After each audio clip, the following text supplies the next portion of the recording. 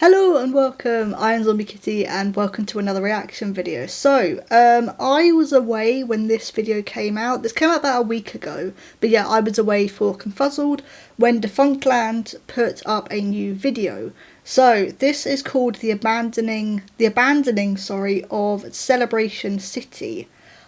I've no idea what that is. I've come to realise that most of Defunctland's videos are based in America.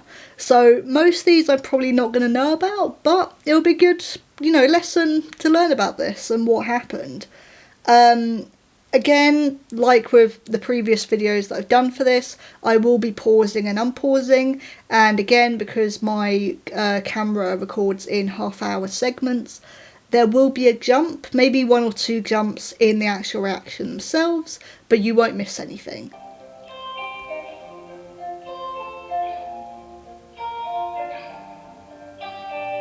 Okay.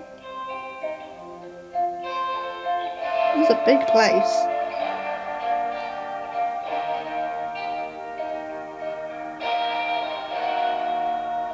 Celebration City.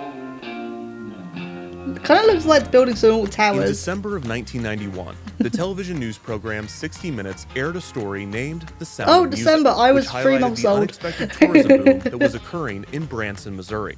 The small resort town in the Ozark Mountains was experiencing a rise in popularity, thanks to a thriving country music scene. Some of the genre's biggest stars, such as Loretta Lynn, Mel Tillis, Roy Clark, and Waylon Jennings had taken up residency in Branson, with many acts. I never got into country music. The 60 Minutes report dubbed it the live country music capital of the universe, while others referred to it as the Las Vegas of the Midwest, the Christian Las Vegas, and even Hillbilly Heaven. It's Hillbilly Heaven without the halos and wings. I heard a number, 6 million in 6 months. That's pretty close. But you have to work 2 shows a day and sign autographs. The small town's ascent into a top tourist destination was certainly surprising. The 60 Minutes report went as far as to say that, quote, no one knows why Branson became such an entertainment hotspot. While the heights of Branson's success might have been unforeseen by many, it was not entirely random either. The seeds to Branson's boom had been planted. I was about to say, did it just come out of nowhere then, and, no one questioned it? But I guess he's about to explain what happened. Yeah, I never got into country music, so I don't know who any of those people were. I'm literally going into this, blindly with no knowledge. I'm hoping you'll be able to teach me, though, Defunct. I've gone back a bit too far. I do also just want to bring up, I've just taken some painkillers for something. So if I look a bit out of it suddenly, or a bit like then, yeah, I apologise, they've just kicked in. I'm still waiting for them to kick in, so I apologise if you notice, change in my expression or something. The seeds to Branson's boom had been planted nearly a century prior. In 1907, author Harold Bell Wright penned the novel The Shepherd of the Hills, which was set in the fictional Ozark mountain town of Mutton Hollow and partially based on Wright's trips to Branson. The book became one of the best-selling novels in American history up to that point, and naturally, many readers were compelled to visit the book's setting. The environment and culture detailed in Wright's novel was the main draw of Branson in the early 20th century. And then it became popular from there. The area already featured a few attractions, most notably Marble Cave, one of the largest caves in Missouri. Marble Cave would eventually be renamed to Marvel Cave. And in 1950, Chicago vacuum cleaner salesman Hugo Hershend purchased a 99-year lease to the cave and planned to develop it in order to make it easier to tour. Hugo would pass just 5 years into the 99-year lease, leaving the remaining 94 years to his wife and sons. The Hershend family continued to make improvements inside the cave and soon outside of it, with the construction of several shops and eateries. Sorry, I'm going to pause again. Can we go back on that picture? Okay, I fully expected him to say that the cave got turned into a factory or something, but the fact that, God, this is so typical of humans. We can't just leave natural environments alone. We have to turn it into something. We can't just leave it be. I'm laughing about it, but I'm also disappointed. Inside the cave and soon outside of it, with the construction of several shops and eateries on the land directly outside of the cave's entrance. Of course. These facilities were themed to appear as a 19th century mining town, a reference to the actual mining town that had once existed outside of the cave, but had been burned down by a group of local vigilantes known as the Bald Knobbers. The new themed area would be named Sorry, I missed that. They were called the what? The Bald Knobbers. Oh, I don't know if that's allowed on YouTube. Sorry, I had something in my eye. I was trying to get it out. I was like, wait, did I mishear that? No, I did not. Dollar City, which officially opened on May 1st, 1960. At Okay. the same time that Marvel Cave and Silver Dollar City were forming, Branson's music scene was being established. The neighboring Springfield, Missouri became the filming location for the Ozark Jubilee, a national television program featuring country music. Of course.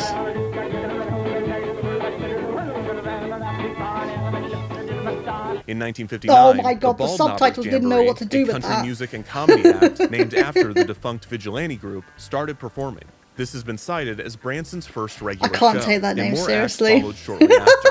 Silver Dollar City continued to expand as more entertainment was established, which in turn encouraged the creation of other attractions. Yeah. In 1970, the Mutton Hollow Arts and Crafts So the town Village just kept on growing owned by and growing. local entrepreneurs G.E. and Amanda Cushman.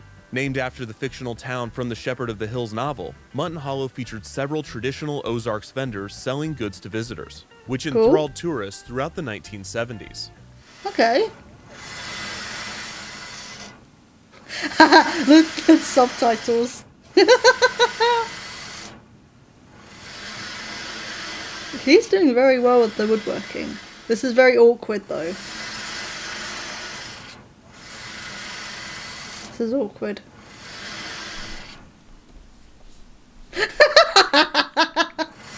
In 1983, the first celebrity entertainment venue was built in Branson with the opening of the appropriately named Roy Clark Celebrity Theater. Other country music artists followed suit, and by 1991, Branson was in the midst of a celebrity boom. The once quiet Ozark town now boasted 22 theaters and was bringing in a reported $1 billion in annual revenue. Wow. The 1991 60 Minutes report effectively showcased the scale of Branson's entertainment operations to a nationwide audience, It's while done also really revealing well. its target demographic. Throughout most of Branson's near century as an entertainment destination, it had attracted family audiences, often Midwest families seeking a geographically convenient and less risque entertainment destination than that of Las Vegas. It was often said that the 3 F's of Branson were faith, family, and flag. I was about to However, say more the family transition friendly, into isn't a it? celebrity country music mecca had narrowed Branson's main audience to a very specific group of people. Old people. Yes. Old people. Elderly people. Specifically, the greatest generation, born between the years I can see where this 1901 is and going. 1927, who would have been, in 1991, between the ages of 63 and 90 years old. These people were herded around the country like cattle, primarily via bus, often organized by local retirement community. Okay, I was going to wait for him to finish his sentence, but I can see where this is going. So I'm guessing Celebration City, because the thumbnail was of a roller coaster, so I'm guessing Celebration City was made or created to curb that and try and get a more younger audience in. The fact that it got abandoned, I'm guessing it didn't work. That's my guess. I always want to guess with these video essays, like what happened and why it happened. So my guess is that Celebration City was created to bring in a new younger audience because it was all elderly people, and maybe it wasn't very popular for various reasons. Usually it's like ride maintenance isn't really up to scratch or something like that. That's usually the reason.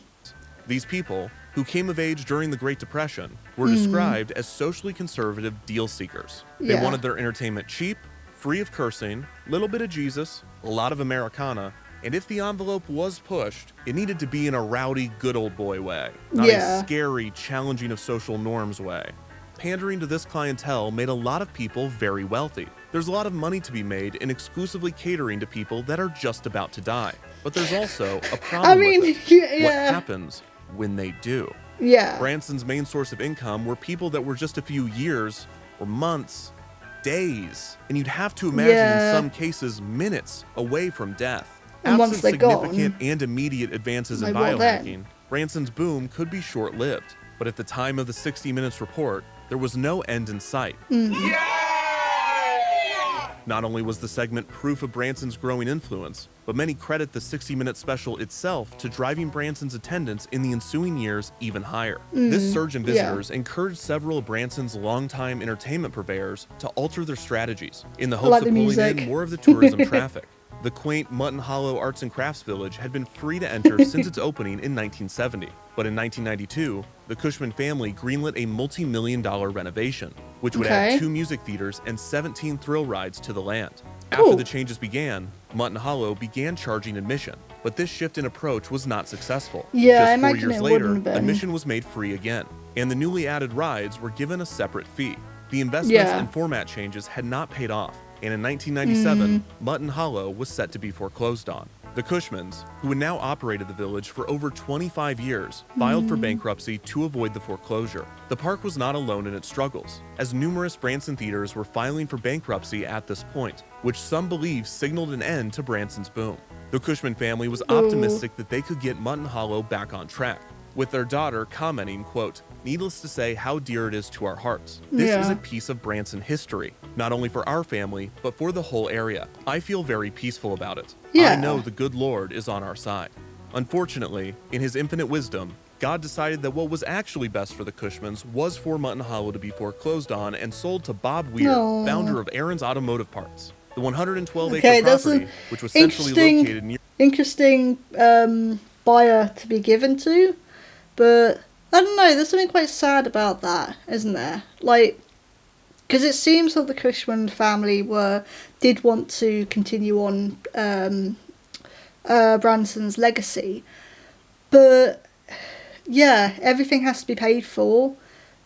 The money makes the world go around, as the song goes. And that is true, unfortunately.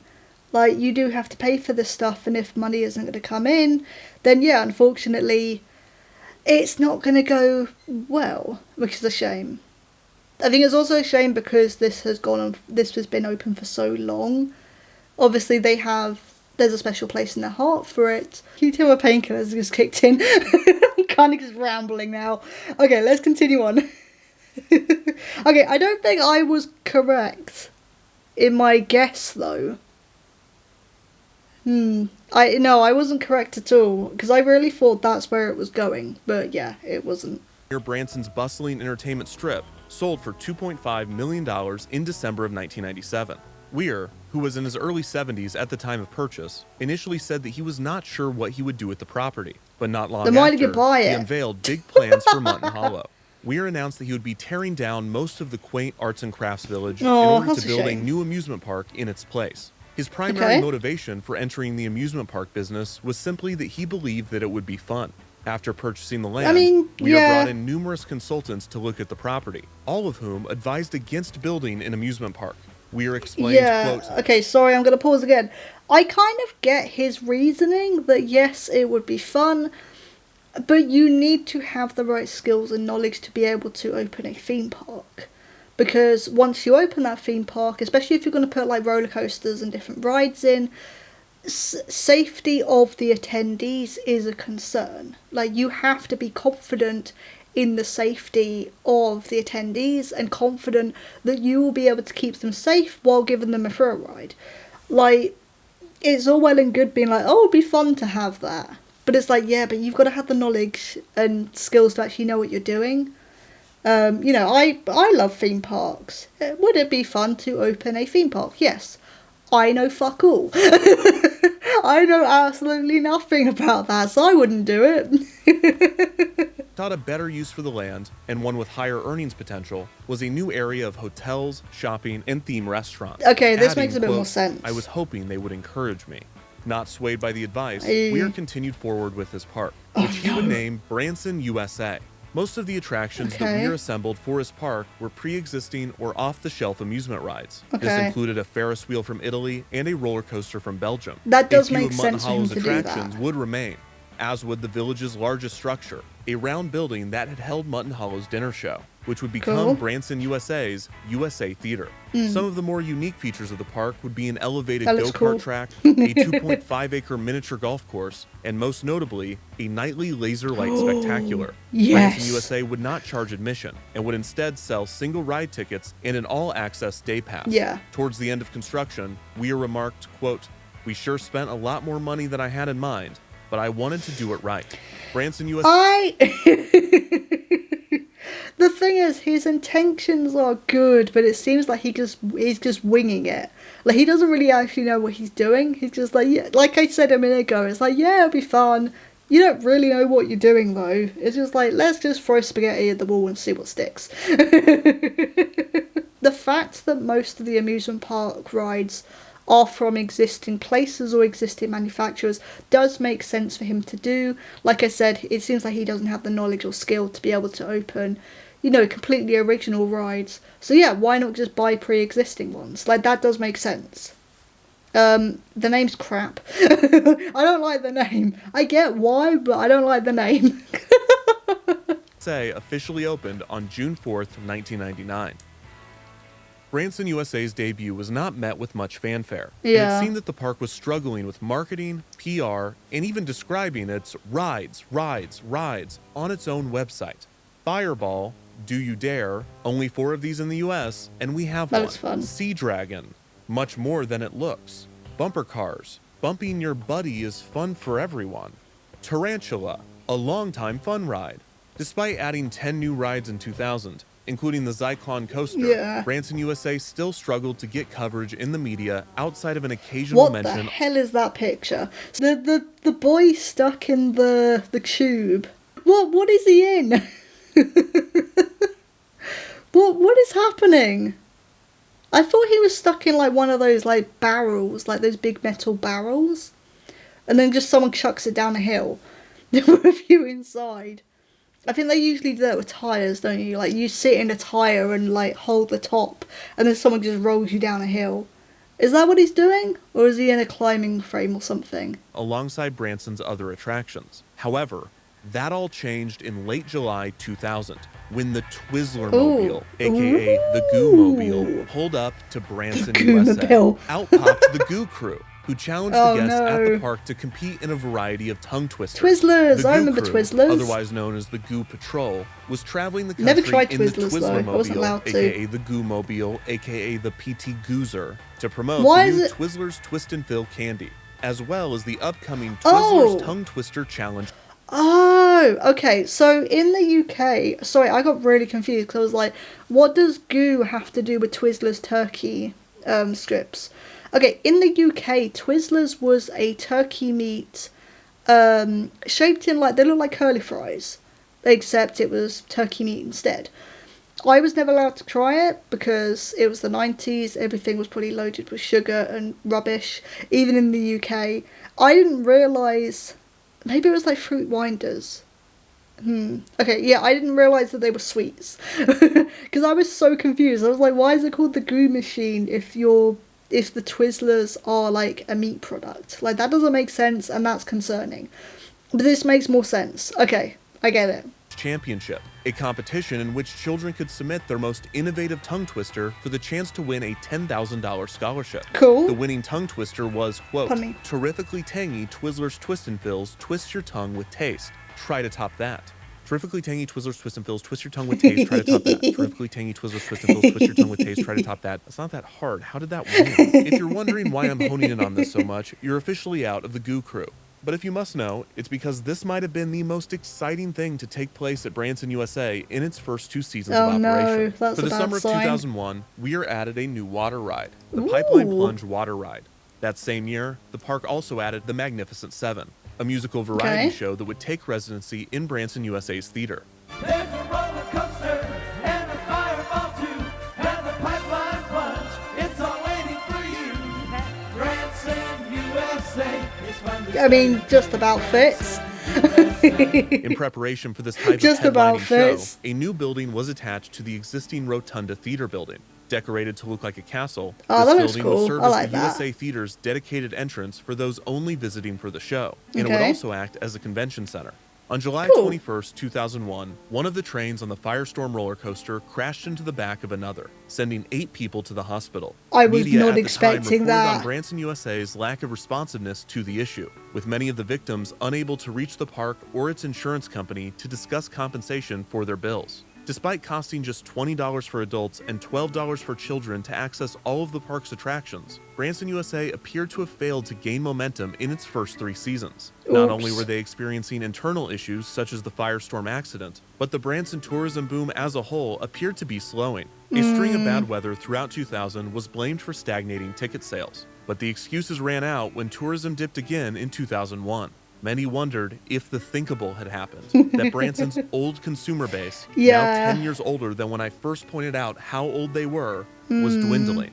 And by that I mean dying of old age. They were old, you get it. In November of 2001, just 3.5 years after opening, it was announced that Branson USA would be closing. The inability to gain traction in the market, the accident on the Firestorm coaster, and the decline in Branson tourism could have all played a part in Weir's decision. But according to him, the reasoning was simple. Weir explained, quote, "As time went along and we got the theater opened, I realized I liked the theater business better. It also helped that Weir had reached a unique deal with the Silver Dollar City Corporation, who were looking to expand their theme park operations in Branson. Thank you. The deal was not a simple sale. Rather, it was a land swap in which Silver Dollar City would acquire Branson USA, and Weir would acquire 2 central Branson properties and an undisclosed amount of cash. Lisa Rao, spokesperson for Silver Dollar City, said, quote, "It was the location and size of the relatively flat property that made it attractive." The Silver Dollar City Corporation, still owned by the Hershans, had come a long way from its humble origins as a cave tour. Not only had Silver Dollar City itself grown substantially, but the company had expanded into other themed entertainment ventures in Branson, such as the Showboat Branson Belle Dinner Cruise, the Whitewater Water Park, the Grand Palace Theater, and the Grand Village Shopping Mall. In 1977, the company purchased a park in Pigeon Forge, Tennessee, and renamed it to Silver Dollar City, Tennessee. And in 1986, the Hershans sold an interest in the park to singer Dolly Parton. The park was renamed to Dollywood. Your trip to the I've heard of this. Unless you visit Dollywood and share a family tree. The Hershans had smaller ventures elsewhere, treasure. but their 2 primary hubs were obviously Branson and Pigeon Forge. Their attractions all had similar themes, played to a specific demographic, and had experienced similar success. The company was determined to expand their operations in both locations, and the acquisition of Branson USA would be the company's next big investment in the city in which they were founded. Initially, Silver Dollar City did not disclose their plans for the park, although initial documents did indicate that they planned to operate a theme park on the site. The month after the purchase was announced, construction began. It was not until July of 2002 that the company unveiled their plans for the space. Unlike Weir, who built his park seemingly on a whim and against the advice of multiple experts, the plans that Silver Dollar City had for the space were strategic and well thought out. I was gonna say Celebration City. Here we are. Okay. Yeah, because this is what I said earlier about the other guy, who did Branson USA. Like, yeah, he was just kind of hoping for the best with it. But yeah, okay, I'm glad this is a bit more thought out with things. Early to mid 20th century America. This would set it apart from the 1880s theme of Silver Dollar City, but it would also help appeal to younger audiences. The plans for Celebration City were clearly made with the understanding that Branson needed to transition away from the greatest generation to a younger, this is what I was saying. generation, the baby boomers. The differences between the consumer habits of the 2 generations was stark. Tim O'Brien, editor of Amusement Business magazine, explained, quote, "The niche of the old-timers is dying off, but there's a whole new crop of seniors. It's the baby boomers, and they're totally a new generation. They're not doing the things the older generation did. They're still doing the things they did before they were seniors. And they still are." Making this transition would not be an easy task. Branson's average visiting age at this point in the early 2000s was 55. That's an average. That means for every 10-year-old boy that loves roller coasters, there would need to be a 100-year-old geriatric man who would die if he rode one to get that average back to 55. In order to appeal to the young, hot baby boomers, Celebration City would incorporate themes from the mid-century, including car culture and rock and roll. Claudia Vecchio, VP of Communications for the Branson Lakes Area Chamber of Commerce, said the park would, quote, "celebrate mid-century America, a time that is more familiar to baby boomers. This park will definitely bring new visitors." Another motivation Well, let's for hope Celebration so. City and its thematic setting would be that it would allow Silver Dollar City to make compromises with quality and atmosphere that they were unwilling to make at their flagship park. While Silver Dollar Yeah. City had grown substantially in its first 4 decades of Like, they operation, can actually it do was things still different differently from a with this typical one. regional amusement park. It was heavily themed, and it mainly consisted of quieter attractions, traditional demonstrations, and small shops. One of the park's most exciting rides was an indoor roller coaster named Fire in the Hole, and this attraction was much more focused on story and dark ride scenes than thrills. It would not be until 1993 that Silver Dollar City would receive its first outdoor roller coaster, Thunderation. So it was like 2 And years in later. 1999, That the park guy's received face. an innovative but ultimately unreliable roller coaster water ride hybrid named Buzzsaw Falls. These custom-themed thrill. And I'm sorry, I'm pausing again. Wait, right, we need to go back to this guy's face because it's really funny. Sorry, the fact that you're showing me this picture while saying that it was unreliable is amazing. Thank you for editing that at the same time. That's really funny. Roller coaster water ride hybrid named Buzzsaw Falls. Okay, These custom-themed thrill rides added excitement to the park, but Silver Dollar City's quiet atmosphere and consistent theming was still valued by both management and guests. There seemed to be an aversion to adding non-themed, off-the-shelf thrill rides, which could potentially produce a more rowdy, carnival-like atmosphere. That said, these types of rides are attractive to park operators. For one, more thrill rides attract more thrill seekers, which helps bring in a younger crowd. Plus, off-the-shelf rides are almost always cheaper and quicker to add and maintain. Celebration City would be able to take advantage of these benefits, while keeping the potential drawbacks completely separate from Silver Dollar City. The new park would still be a theme park, but the themes chosen would allow for more flexibility with ride selection. Yeah, One this of is the what I was areas saying would be earlier. themed to an early 20th century boardwalk, in the vein of Coney Island, which would allow for the placement of several standard face is amusement park terrifying rides in the middle. while retaining thematic consistency. The announcement in July of 2002 alluded to the possibility that Celebration City would open later in the day, and would rely on the foot traffic of nearby attractions on the Branson Strip. Another press release in November of 2002 further detailed this concept. Celebration City would not open until 3 p.m. every day, and it would stay open until either 10 p.m. or 11 p.m. on most days. That was a bold The idea concept. was for it to be a sequel park, with the intention being that guests would spend the first part of their day in the 19th century themed Silver Dollar City, and then travel to the 20th century themed Celebration City to end their day. This was a bespoke, linear, narrative park hopping experience. Okay. Yeah, okay, in concept, that sounds kind of cool, but is it Silver Dollar City? Silver Dollar City and Celebration City seem like completely different parks in terms of their theme, rides, who their demographic is towards. So you can't rely on every visitor to do that. You know, some like people like me or younger or the new generation, probably won't go to the first park that they're supposed to during the day because it's just not for them. Like, it seems like it's more family orientated, whereas Celebration City is more towards the teenagers and that kind of thing, the thrill seekers. So yeah, it's a cool idea and concept, but actually in practice that's not gonna work. And I bet he's about to say it didn't. It did not work. And Silver Dollar City did not seem to grasp, or at least communicate, just how ambitious this concept was. There we go. Linda Antis, VP of Marketing and Sales for Silver Dollar City, simply explained that Celebration City would be, quote, as different from Silver Dollar City as night and day. Yeah. Literally. This will be the place to go at night after being at Silver Dollar City during the day. However, there were very few details provided on how this migration process would that occur, also doesn't or make how many sense. people Silver Dollar City thought would be splitting their day between the two parks. Construction continued on Celebration City throughout 2002. In January of 2003, it was announced that the new park would open in May of that year. The park cost $40 million to construct and would occupy around 40 acres of the 112-acre property that Silver Dollar City had acquired from Weir. A few of Branson USA's attractions would remain and be reused, most notably the Ferris wheel, but the scale of the construction was significant. Rao emphasized, quote, "We're not just putting some paint on what was. This is a whole new theme park." The park's main attraction would be a new wooden roller coaster built by the Pennsylvania-based Great Coasters International, or GCI. The tall wooden structure would be visible from around Branson's main strip, and the ride was intended to serve as a sort of billboard for the park. I think I said this... Did I say this with the last one? There was another one. I think I said this with the last video. Either that or the Alton Towers video where they showed one of these types of rides in America. This type of scaffolding and construction really freaks me out.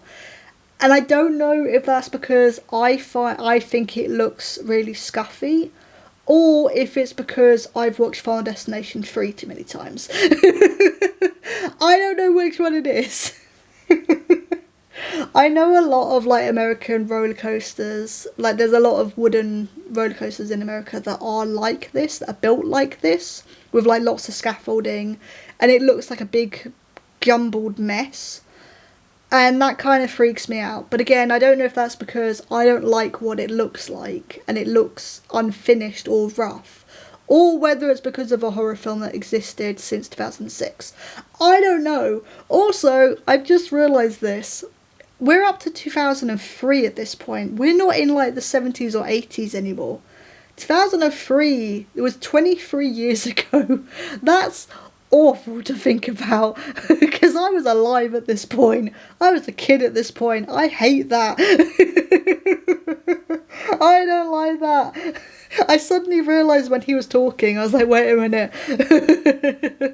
The GCI coaster would cost $4 million to construct, around 10% of the park's total budget. Yeah, in December of 2002, Silver Dollar City Incorporated rebranded to the Hershend Family Entertainment Corporation to better reflect the scope of their expanding entertainment operations. The finishing touches were being put on Celebration City throughout the spring of 2003. Despite Hershend's confidence in the concept, there were clearly some details still being worked out. The park planned to open with 1,500 parking spaces, despite having a total capacity of 9,000 people. The general manager of Celebration City, Steve Honeycutt, explained, quote, "Early on, it seemed adequate, but we're the buzz of the town. I don't think we'll be able to meet the demand, and that's a nice problem to have." Honeycutt added that the exact time the park would close was also up in the air, explaining, quote, "We're saying we're going to close at 11. We may push that to 12. If we're busy and people are having a good time, we're not going to run them out." The park's construction lasted just 16 months, and on May 1st, 2003, Celebration City opened its gates, hoping to draw a new generation of tourists to the Branson area. Okay, so what actually happened? Visitors entered Celebration City through Celebration Street, an area themed to the turn of the century, That with looks several really new cool. structures built to resemble Victorian-era buildings.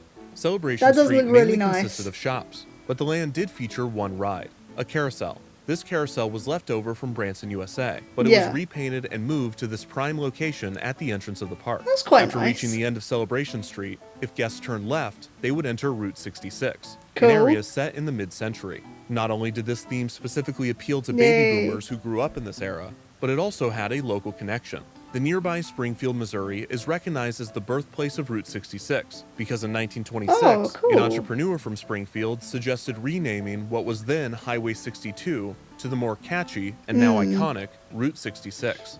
Celebration City's Route 66 area would feature several rides left over from Branson, I USA. have a question, and probably a really stupid one. Why? Because I've always heard of Route 66, but why is it so, like, iconic? Why is it so memorable? I don't know if that's just a really dumb question. I've never looked into the history of Route 66. Maybe we can find a video on that if there is one. Or is it just, oh, he wanted a name change to make it sound more iconic? Like, is that it? It'd be interesting to find out. But, yeah, I like this. It looks really nice. Especially with, I like that they put the carousel in the entrance. There's a bit of history. That's quite nice. The Tilt-A-Whirl, the Scrambler, and several kiddie rides. The go-kart track was rethemed to the Route 66 Go-Kart Speedway. The mini golf course was rethemed to roadside golf, and the bumper cars were rethemed to slick, slightly used bumper cars. Branson, USA's Sky Chaser Ferris wheel became the Electric Star Wheel, and the Firestorm roller coaster became the Thunderbolt. Okay, that does look fun. We'll ignore the accident. That does look fun though. Whee! There were also several new off-the-shelf rides, such as the Orbiter and the Jack Rabbit roller coaster. The area also featured several themed shops and restaurants, including the Last Chance Diner. The highlight of Route 66 and Celebration City as a whole was the Ozark Wildcat. Yeah, this thing looks terrifying. The GCI coaster stood just over 80 feet tall and featured over 2,600 feet of track. I don't like it had a relatively small footprint, 2,600 resulting in a ride feet, time geez. of just 90 seconds. Originally, the attraction was said to feature a 360-degree spiraling drop and reach speeds of 66 miles per hour. However, after opening, these were amended to be a 310-degree spiraling drop with a max speed of 45 miles per hour. The coaster did effectively act as a billboard for the park, occupying the space closest to the highway, making the park visible to those driving down the Branson Strip. Yeah, that's Celebration a massive City's third construction. themed area would be the Electric Boardwalk. This area experienced the least amount of change during the transition to Celebration City, as in this same spot, Branson USA had an area named the Boardwalk, and several of these structures, rides, and games would remain intact, including the Boardwalk games, the Boardwalk Kiddie rides, and the Fireball. Branson USA's Fall Creek Plunge was rethemed to Shoot to Shoot. The Accelerator Drop Tower was also added and was used heavily in the park's promotion. A few of the buildings that Branson USA had inherited from Mutton Hollow still remained in Celebration City, most notably the Rotunda Theater, which was renamed to the Celebration Theater and would be used for shows, with the attached building renamed to Celebration Hall. The highlight of the Electric Boardwalk would be the Great Lawn. This would be the venue for the nightly spectacular, named Celebrate. The new show, There's a lot which of was not ready celebrating at the time of celebration. opening, was to be set in front of a 45-foot-tall faux rock wall, which appeared as That's the quite side of a mountain. intimidating. The display would incorporate lasers, projections, confetti, and fireworks, all while paying tribute to iconic moments and notable figures from 20th century America, such as the space race and Elvis. In addition to showcasing 20th century icons, the Celebrate show featured a story, which an article in the Tulsa World paper described as a, quote, simple one, but then went on to describe the narrative, in which, quote, a young person and her grandfather release a tornado-like spirit called Fizzgig, the queen of celebrations, who takes the two and the viewers through the past 5 decades.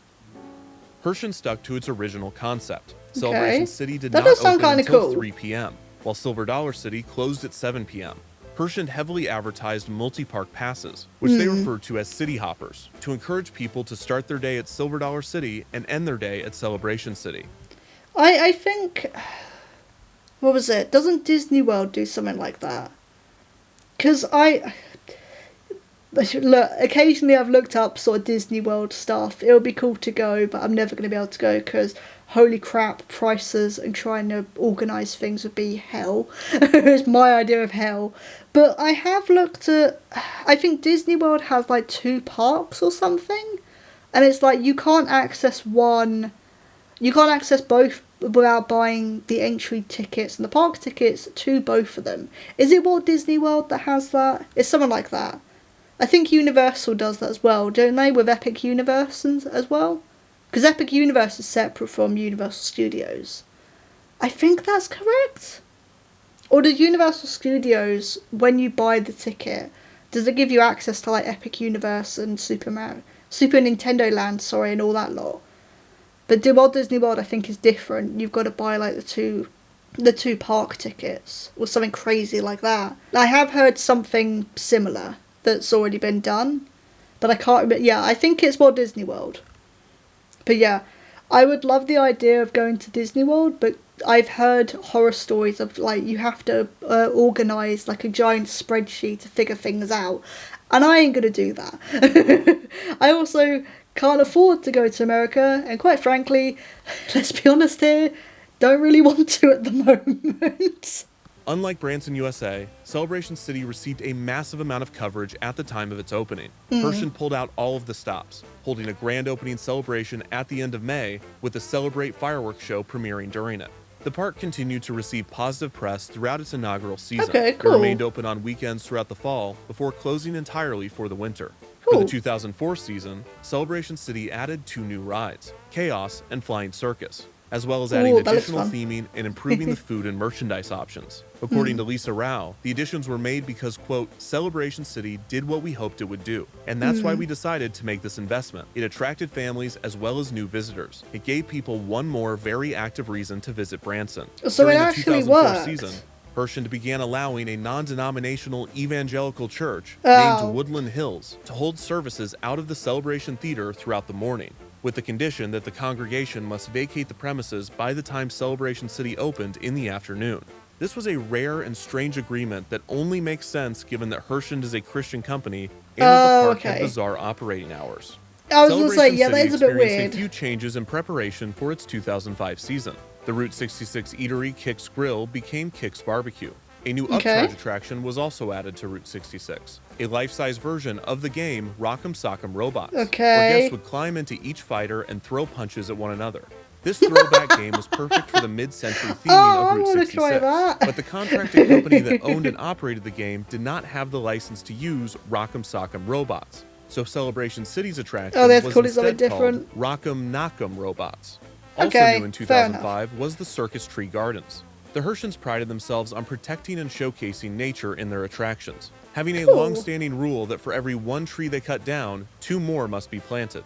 The Circus Tree Gardens were a way to add more serenity and nature to Celebration City, which was much needed given that a large part of Branson, USA was sprawling concrete patches with scarce greenery or shade. One of the biggest changes for 2005 was a complete revamp of Celebration City's nighttime show, which was said to cost $2 million. The new show, named Nightfire, Igniting the American Spirit, would retain the Americana focus of Celebrate, but would add additional effects and show elements. It's absolutely patriotic, and it really raised the hair on my arms. It's absolutely beautiful. President Reagan, when they brought down the wall, the Gorbachev, we liked that real well. Mr. Gorbachev, tear down this wall. Finally, while not a complete rebrand, Celebration City received a new logo, transitioning from a classical, elegant style to a louder, more modern-looking one. That's a nice By this one. point, many were wondering when Celebration City's next big edition would be unveiled, which made Hershend's announcement at the end of the season somewhat surprising. On November 6, 2005, Hershend Family Entertainment announced an $8 million expansion of Silver Dollar City. The new area would be named the Grand Exposition and would be themed to the fairs and expos of the late 19th century.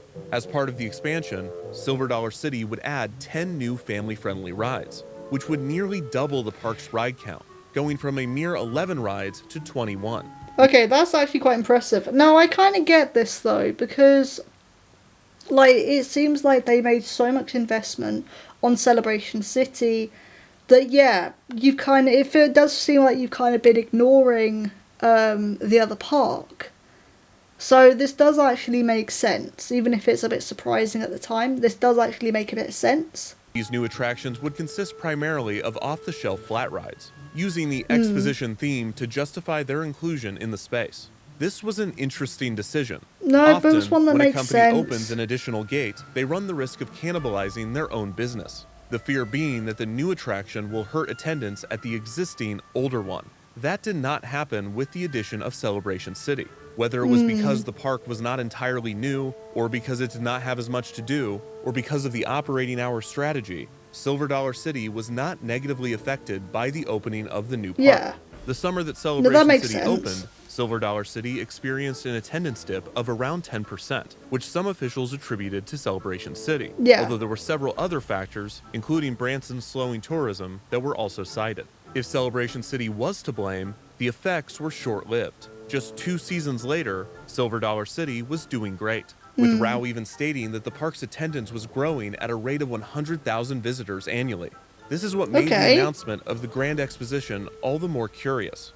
Not only was this an additional investment in the park that was already doing well, but it would specifically add the exact type of rides that Celebration City already had.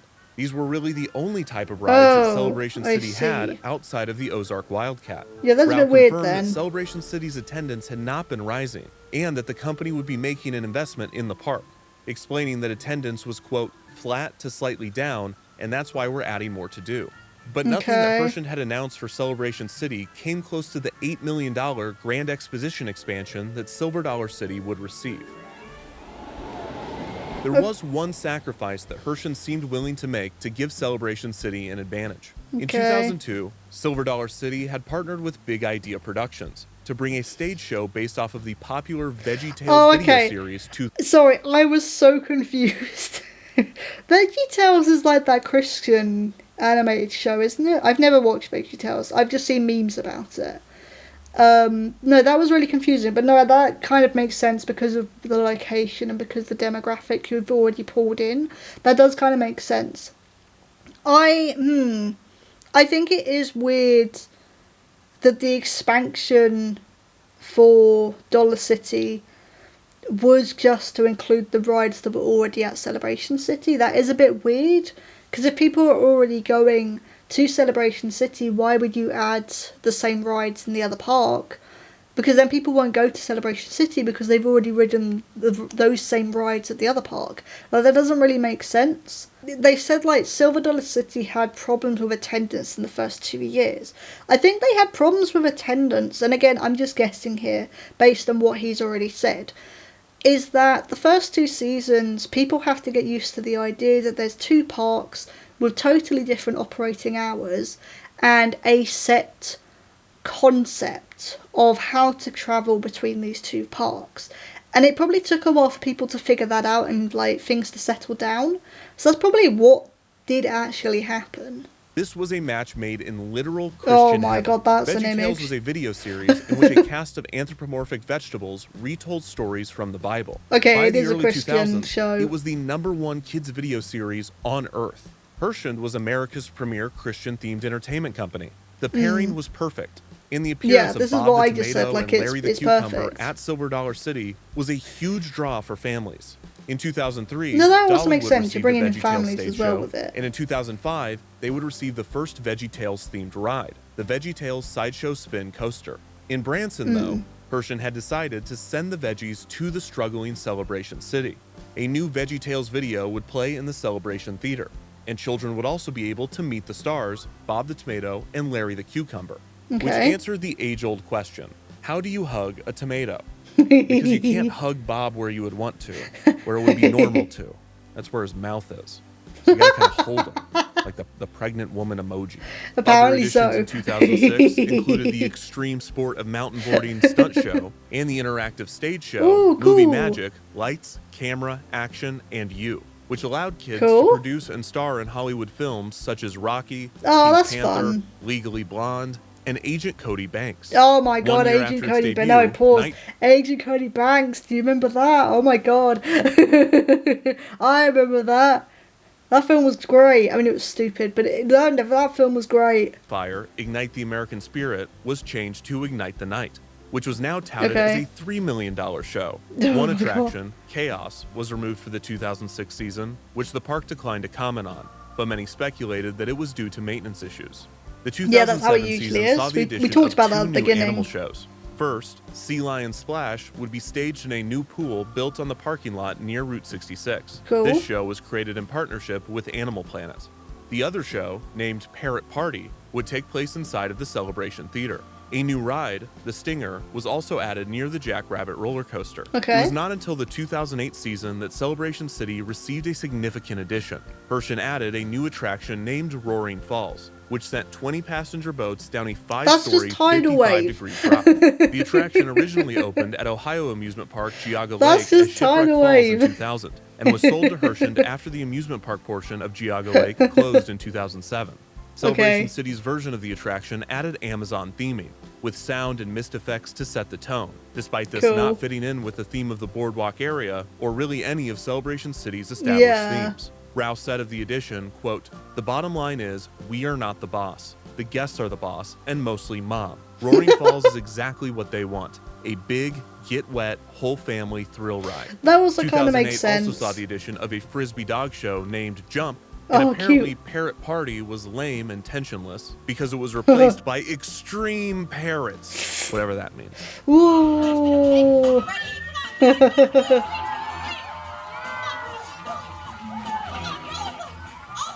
Wow, it's so Unfortunately, extreme. the high-octane nature of the parrots and the other additions to the park were not enough to turn the tide. The 2008 season was another quiet one for Celebration City. The park was visited by around 300,000 to 400,000 guests, the same range that it had experienced every year since opening in 2003. Silver Dollar City, on the other hand, was visited by over 2 million people a year, making Celebration City's attendance look far worse. even when accounting for fewer operating days. 2008 was a poor year for tourism in general due to the effects of the economic recession and high gas we're in prices. 2008 and now. Branson Okay, yeah. specifically had a wet spring that resulted in severe Yeah. flooding, turning away many travelers. These That'll external make things pressures worse. forced Herschend to take a hard look at its operations, and by the end of the year, the company had made a difficult decision. On Friday, October 24th, 2008, Herschend Family Entertainment announced that Celebration City would be closing for good. Rao explained, quote, "What we developed at Celebration City was a good property, but it did not meet our financial expectations." The company broke the news the day before the final operating day of the 2008 season, resulting in the park permanently closing just 24 hours after the announcement. Herschend worked to relocate as many employees as possible to their other Branson attractions. Rao stated that Herschend intended to redevelop the Celebration City property into, quote, "some other kind of attraction," and that, quote, "several ideas were in the works, including a potential aquarium, although no plans were ready to be disclosed." Rao stated, quote, "It's sad. We're not happy to do this. These are tough economic times." Yeah, The it is reaction to sad. Celebration 'Cause City's they look closure cool. was split. The park had developed a fan base in its 6 seasons of operation, Yeah, I imagine who were so. obviously devastated by the announcement of the park's closure. At the same time, many longtime Branson residents and visitors were not surprised to see the park go, and a few might have even been happy to see the park fail. This contingency of people mainly consisted of those that grew up going to Mutton Hollow, which by comparison was a more quaint, authentic, and most critically, generational experience. Mutton Hollow lasted 4 times as long as Celebration City, and it had captured the hearts of significantly more people. Many of these fans blamed Herschend for the destruction of Mutton Hollow, even though Weir and Branson USA were actually responsible. While unfair and incorrect, this sentiment hung over Celebration City. The one aspect of the park that was universally mourned was the closure of the Ozark Wildcat, Celebration City's most unique and critically praised attraction. When the closure was announced, many hoped that the coaster would be moved or integrated into whatever Herschend had planned Was for it the just property demolished? next. 2009 passed with no updates on the site. On May 16th, a liquidation sale was held, in which discounted merchandise was sold to clear the park's remaining inventory. Over the next few years, several of Celebration City's attractions were relocated. The Jackrabbit Coaster, the Scrambler, and Flying Circus were moved to another Herschend property, Wild Adventures in Valdosta, Georgia. Okay. Fireball and Shoot to Shoot At least were it sold to stayed on the carnival same operators company who property. took them to fairs Or, around like, the same country. company. The Thunderbolt Coaster was purchased by Glenwood Caverns Adventure Park in Colorado, where it would open as Cliffhanger in 2012. Even with these relocations, that's terrifying. many attractions remained on the site 3 years after the permanent closure of the park, including the highly visible Ozark Wildcat.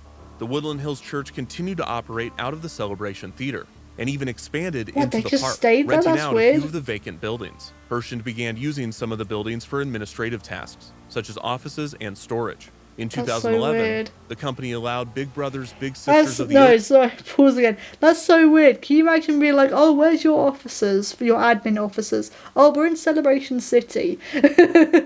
That's so weird because I always think like when a theme park permanently closes, we had a couple in the UK that have unfortunately closed as well.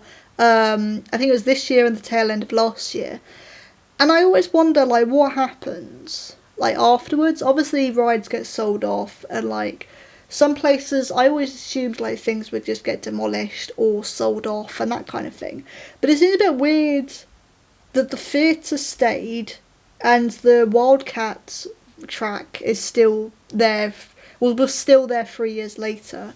to use a building in the park as an office. In 2014, Yeah. Herschend unveiled plans for another expansion to Silver Dollar City, named Fireman's Landing.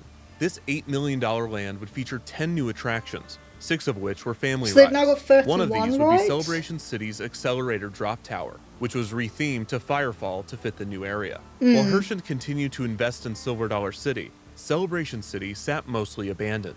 Given that there were some authorized activities, the park was not entirely fenced off, Well, so resulting you can in just several go in? urban explorers walking right into the park. Much of Yes! Celebration City's theming and exteriors remained in relatively good condition, and several rides, such as the Carousel and the Ozark Wildcat, sat motionless in full view. Most eerie, one of the props from the Route 66 area, a giant cymbal-banging monkey toy, was left behind. That and is the already terrifying. creepy-looking statue was deteriorating quickly. In 2015, the Orbiter, which had remained on the property for some That time, was terrifying. finally moved to Wild Adventures, where it opened as Jungle Rumble. That same year, Okay. Herschend would release their biggest update on the park since it was closed. Unfortunately, it was more bad news. The Ozark Wildcat, which had now been sitting dormant as long as it had operated, would be demolished. Some of the trains would be sent to Dollywood to be used on their GCI coaster, Thunderhead, No, that does make while the rest of the sense. structure would be completely destroyed. Yeah, this would no, be this the makes first sense. GCI coaster to be demolished, and as of early 2026, the only one. The demolition would take several wow. months. Rouse said that the ride was unable to be moved and that the demolition was always the plan. Herschend had just now Yeah, it's too dedicated the big. resources to going through with it, adding, quote, "Something that people may not realize is that demolition is expensive." She also added that the property was, quote, "still something in the creative minds of our people, but it is not anything that is in any stage of blueprints at all." So yeah, I'm guessing demolition is expensive. So apologies if my camera looks a bit different. I've just had to change out the battery. But yeah, I imagine that demolition is expensive. However, I do wonder if like moving it or selling it on would have been more expensive as well. Because that is huge. I've gone back on a previous shot to have a look at it. Because that construction is huge. Like, I don't know if you could, you know, dismantle it and rebuild it to put into another park like they've done with their other attractions. I don't know if that would really work, to be honest. Yeah, I kind of figured that was coming, though, to be honest. It's kind of obvious with the size of the construction and with all the parts as well. To going through with it, adding, quote, "Something that people may not realize is that demolition is expensive." She also added that the property was, quote, "still something in the creative minds of our people, but it is not anything that is in any stage of blueprints at all." Yeah. The group most dismayed at the destruction of the Ozark Wildcat was certainly the Woodland Hills Church. Ministry Director Really? Denise Bevan said of the structure, quote, "It's been our location marker for telling people how to get to what we call our castle." see. The church's senior pastor, Ted Cunningham, Okay, that asked does that kind of Woodland make Hills sense. creative director Corey Mitchell film the destruction of the coaster so it could be documented and uploaded to the church's YouTube and Facebook page. Mitchell was able to capture the moment when the demolition crew attempted to take down one of the main stretches of track. After putting up a good fight, the Ozark Wildcat finally relented, toppling Wiggle, over wiggle. into a tangled mess of wood.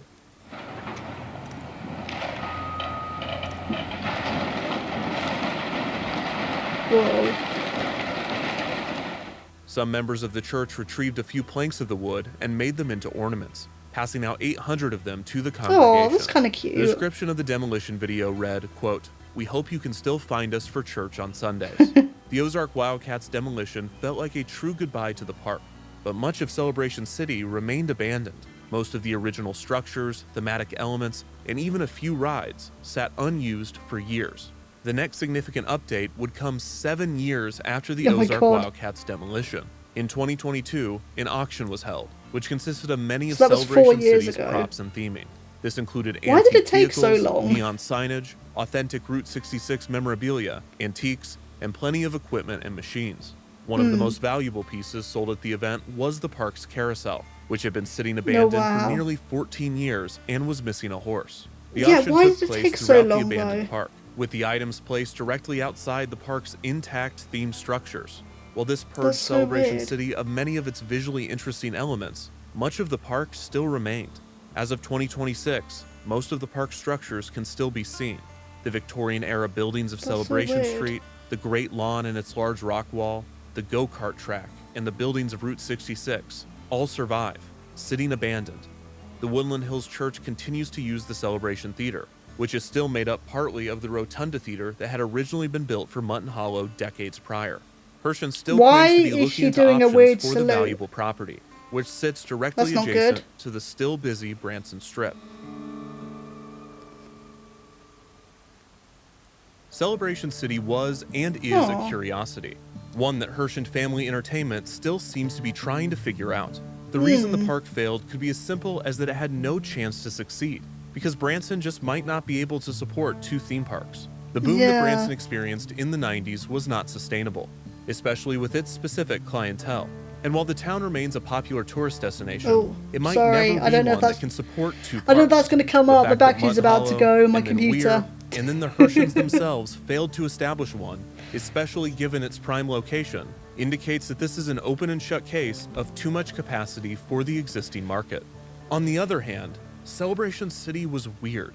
The entire concept of the sequel park and the linear park hopping experience was more ambitious than Herschen seemed to realize. A post by a user named Chadster on the Theme Park Review forums claims to have interviewed for Celebration City 7 months before the park opened. Chadster recalled, quote, "I quizzed them about having 2 parks close together. The park's GM said their theory was that Silver Dollar City would close between 6 and 8 in the evening, and that guests would just naturally migrate to Celebration City to end their day. But we've said already that's not a that's not a guarantee. Claim that Celebration City was not losing a lot of money, and most years it was profiting, albeit barely. If the park ever had any chance of surviving, then one of 2 things needed to happen. First, Herschen needed to invest in another impressive unique ride, such as Ozark Wildcat, to make the park a true destination. Or they needed to go all in on their split day concept. Both paths could negatively impact Silver Dollar City, which Herschen seemed unwilling to do. Throughout most of Celebration City's life, the park opened at 3 p.m. and closed at 10 p.m., while Silver Dollar City opened at 9:30 a.m. and closed at 7 p.m. That's just a bit silly. This meant that if Silver Dollar City was pushing guests out to spend their night at Celebration City, they would have less than 3 hours to spend there before the park closed. The pricing of Celebration City was also interesting. Throughout its first 3 years, tickets cost around $30 per adult, while Silver Dollar City cost around $40 per adult. When accounting for the difference in operating hours, this meant that both parks were charging around $4 per hour, despite Silver Dollar City having far more to offer. Something that was not lost on value-conscious Midwest families. Herschen did reduce the price of Celebration City to around $22 for the 2006 season, but by 2008, it was back up to $29. Although in this same time, again, that's silly. Silver Dollar City had surpassed $50 per adult, making Celebration City look like a good value by comparison. Celebration City's success in weaving themes around otherwise generic off-the-shelf rides might have also been its downfall, as it gave the company the confidence to do the same at Silver Dollar City, only better. Whether it was closing Silver Dollar City early, keeping Celebration City open later, adjusting pricing, adding another major thrill ride, or abandoning the day and night concept entirely, Herschen did not seem eager to do whatever it would take to make Celebration City work. They hoped the park would be an overnight sensation, and they were not interested in a decade-long test and adjust in order to make the 2-park setup a success. The Herschens have alluded to this in the years following Celebration City's closure. According to the Springfield News Leader, in 2012, Jack Herschen, quote, used the term arrogant to describe some ventures, including Celebration City. In the nearly 2 decades following Celebration City's closure, Herschen has continued to improve their existing parks, while also acquiring a few more.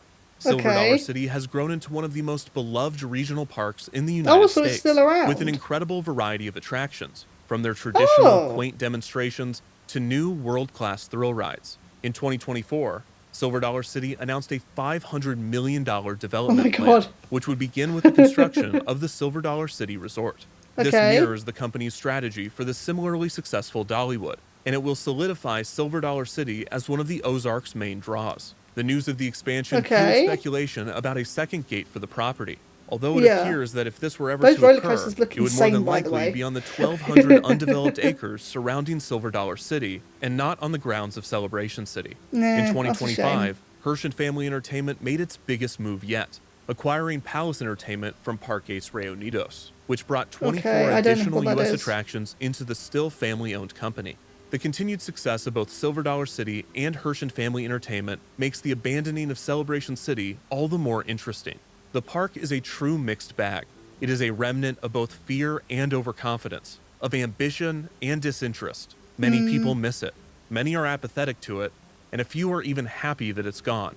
It is a true curiosity. It has now been abandoned for 3 times as long as it operated, and its future remains uncertain. Maybe one day it will finally be raised for a different attraction or business. Maybe it will be abandoned forever, slowly succumbing to the nature of the Ozarks. Or maybe it will become a theme park once more and be given a 4th chance to establish itself in Branson's ever-changing entertainment landscape. Okay, so yeah, apologies if there was any like jump cuts or anything. Apologies also, I don't know if it comes up when I'm recording, but I apologize if my notification of your battery is running low. It suddenly popped up. I do apologise about that. I forgot to put my laptop on charge when I was recording this. Okay, I'm not going to talk for too long because I've already been recording for quite a while. I have some questions, and that's kind of how I'm going to end this video. So, question 1. Why did it take 14 years for them to actually auction off the equipment and the rights and stuff? Why did it take so long? Number 2, hundreds of millions of dollars expansion for CelebrationCity. Why did they not just overbuild on CelebrationCity? I know that maybe this is the reason, because the church was still using Celebration Theatre for their sermons and for their, I don't know what the term is called, meetings? I don't know what else it's called. I'm guessing that's the reason why that plot of land is still there, because the church won't allow them to demolish anymore. Which I guess if they're using it and they're paying the rent and fees for it, that kind of does make sense. Like, if they own that land now, that does kind of make sense. And then the last question I have is, when they realised that the two-park sort of concept and the linear, day into two parks concept wasn't working, why did they not just expand the opening hours for CelebrationCity? Just expand the opening hours to, like, regular hours. You don't need to do, like, to keep this concept up. It's a cool concept, but it can only work, okay, 1, if you keep it consistent, but 2, if CelebrationCity actually closed maybe like an hour after CelebrationCity opened. There's no point still having CelebrationCity open while CelebrationCity is only just opening, and having the expectation of those visitors going into CelebrationCity, they're going to stay in the other park, because the other park is still open till evening. Also, your theme park opening times are insane. I'm so used to, and I guess we're gonna, if Universal Studios ends up opening in a few years' time in the UK, we are going to see this difference, where we're so used to theme parks opening either from like 9 till 5 or like 10 till 5 or 9 till 6. Like, that's the opening times that we're used to in the UK. So it's so weird to see the opening times there for CelebrationCity and for CelebrationCity. Like, that's so weird. That would be amazing though. Yeah, this was a really, really interesting video, and it was a nice lesson, because I didn't know anything about this. Didn't know what this was about, had no knowledge. So yeah, this was really, really interesting. So I will leave this video in the description down below so you guys can go off and watch it for yourselves. Yeah, apologies about all the jump cuts and stuff, but and thank you all for watching, and I will see you all soon. Apologies that this is like a week late after the video got released, but I was at a con. Okay, see you all soon. Bye!